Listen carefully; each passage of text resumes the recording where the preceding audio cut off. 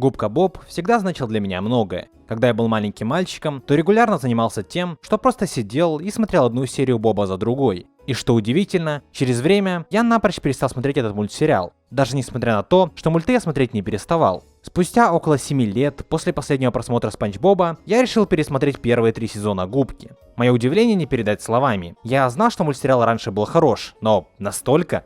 Новые сезоны — это и приблизительно не то, что было при Стивене Хиллинберге. Но в этом видео я все-таки хочу сконцентрироваться на несколько ином аспекте. Первые сезоны мало того, что были дико абсурдными, но при этом гениальными, так еще и в них были заложены действительно сильные и важные идеи. Будучи малым, я, конечно же, не замечал этого, но пересмотрев мульт в свои 21, я очень удивился. Губка Боб раскрывает настолько огромные и многогранные концепции, что сравнение с Аристотелем выходит сами собой. На самом деле, даже существует книга про философию в Губке Бобе, и это не шутка. В этом ролике я буду говорить исключительно за уже ставшие культовыми первые 3 сезона Губки. Ведь, как вы знаете, главный создатель мультсериала занимался только первыми 3 сезонами. И именно поэтому они вышли такими наполненными, живыми и с душой. Что ж, тогда поехали.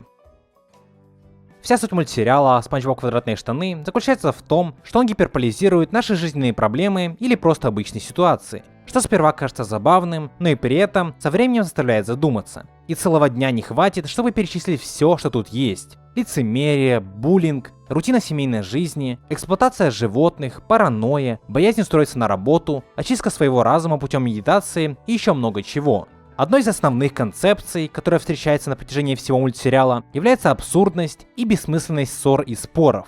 Часто в сериях получается так, что из-за чего-то Патрик с Бобом ругаются, перестают дружить, а по итогу, как оказывается, причиной их препирательств выступала абсолютная бессмыслица.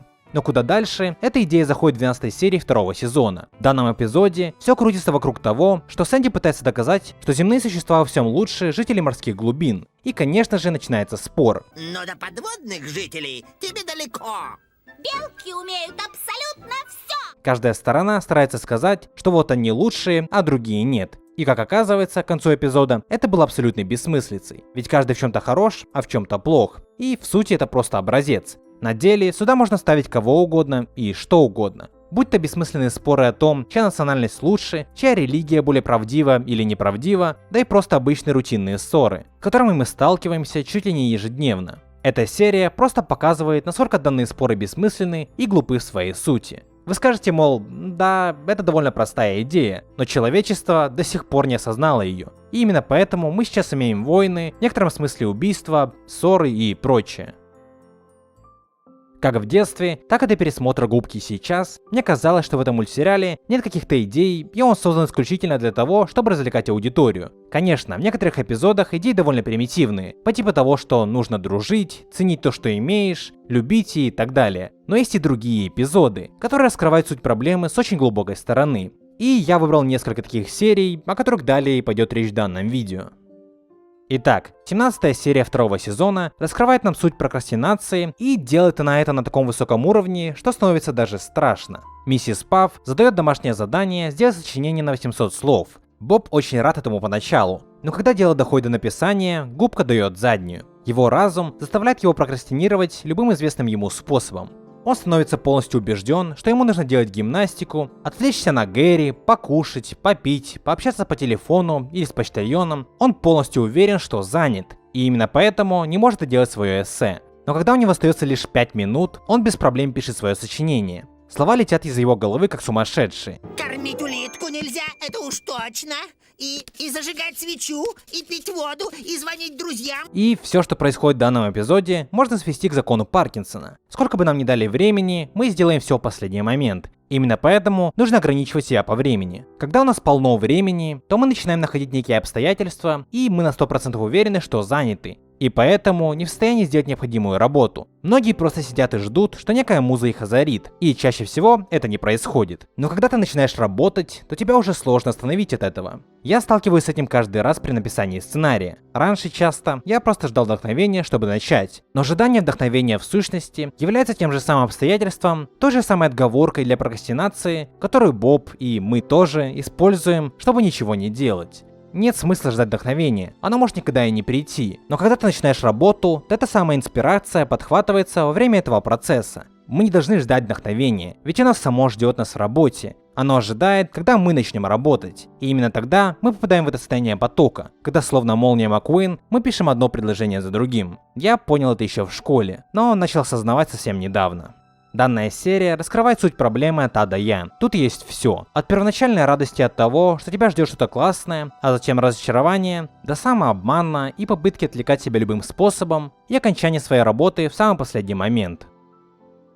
Следующая серия, как по мне, является самой наполненной из всех эпизодов мультсериала. По крайней мере, мне так показалось. Это 18-й эпизод второго сезона под названием «Неизвестный художник». В ней Сквидвард выступает преподавателем искусства. Ни один из учеников не приходит к нему на урок, кроме Спанч Боба, конечно. Как в данном эпизоде, так и во всем мультсериале, Сквидвард считает себя талантливым, лучше всех остальных, но при этом является посредственностью. В этой серии он пытается учить губку по учебникам, потому как он сам знает и умеет. Но чему может научить бездарный преподаватель? Изначально Боб просто делает все по приколу, как он знает и как он умеет. И у него получается очень даже хорошо. Сначала я нарисовал голову, потом стер все детали, и раз, два, три, окружность готова. Сквидвард, как и любой консервативный преподаватель, пытается убить губки Бобби его творческое начало, заставляя его зубрить и делать, как написано в учебнике. На самом деле, весь мультсериал показывает нам два типа людей: посредственных, не знающих, и талантливых, знающих. Но именно данный эпизод выходит на кардинально иной уровень раскрытия следующей темы. Есть люди, которые ничего не знают, но при этом считают себя знатоками во всех областях, в то время как те, кто действительно знает и умеют, считают, что ничего не знают, и осознают, что впереди еще титаническое количество информации, которую нужно изучать. Такие люди также склонны иметь синдром самозванца. Это когда человек не приписывает свои заслуги и достижения себе, а склонен считать, что он не заслуживает того, что у него есть, и на самом деле он ничего не знает и не умеет. То есть, с одной стороны у нас Сквиди, который ничего не умеет, а думает, что умеет, а с другой стороны Боб, который думает, что ничего не умеет, но на самом деле умеет. Сейчас же этот феномен известен под названием эффект Даннинга-Крюгера. Это именно то, что показывается в данной серии мультсериала. С одной стороны у нас талант, который не признает этого, а с другой стороны посредственность, которая убеждена, что является талантом. И по итогу упреки Сквида вводят Боба в такое подавленное состояние, что он бросает свое дело. Я недостоин быть твоим учеником, я недостоин находиться рядом. Через время у Сквида появляется резкая необходимость вернуть Боба, так как он хочет выдать его работы за свои и стать известным. Спанч возвращается и начинает делать все по книге, как его и учил Сквиди. И тем самым он теряет свою уникальность и свой стиль. Он более не в состоянии стать нечто прекрасное. Он стал посредственностью.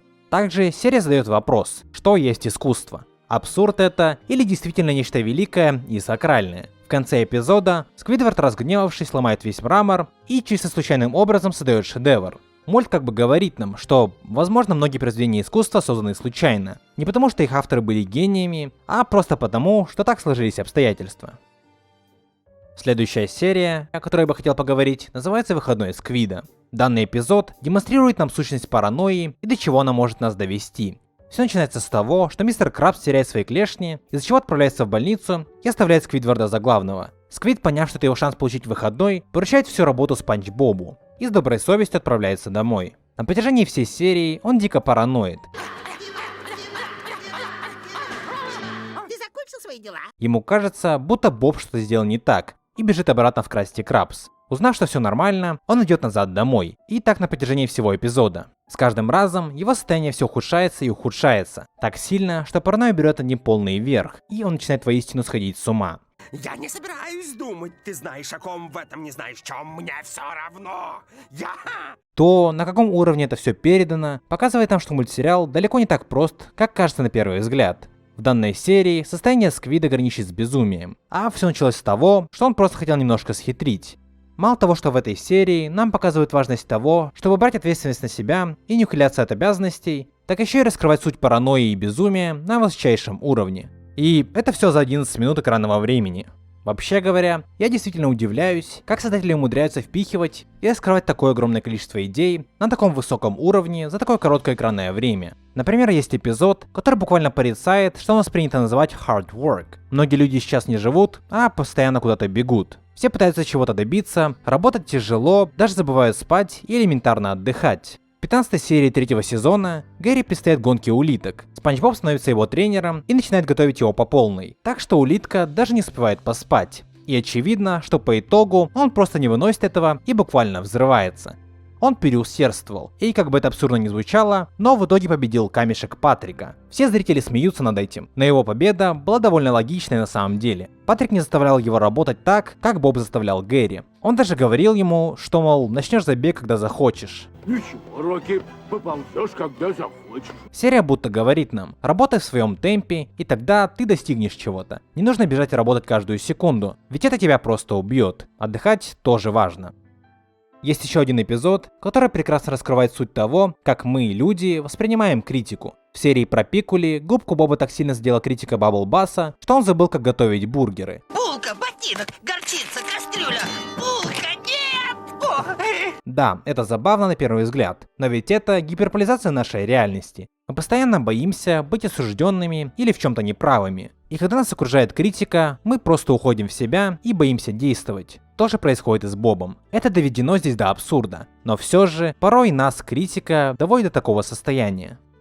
Еще многие эпизоды мультсериала играют с очень обширными идеями в завуалированной и довольно забавной форме. Например, в эпизоде под названием Doing Time мисс Пафф попадает в тюрьму. Губка Боб решает помочь ей выбраться, говоря о том, что вот на свободе гораздо лучше, нежели в тюрьме. Но затем следует вставка, как обычно рабочий сидит в пробке, затем на работе и потом у себя дома, как бы говоря нам, что вообще жизнь на воле не такая уж и классная и свободная. Возможно, эта жизнь на воле куда более безвольна, чем жизнь в тюрьме. И вероятно, все происходящее в нашем мире бессмысленно.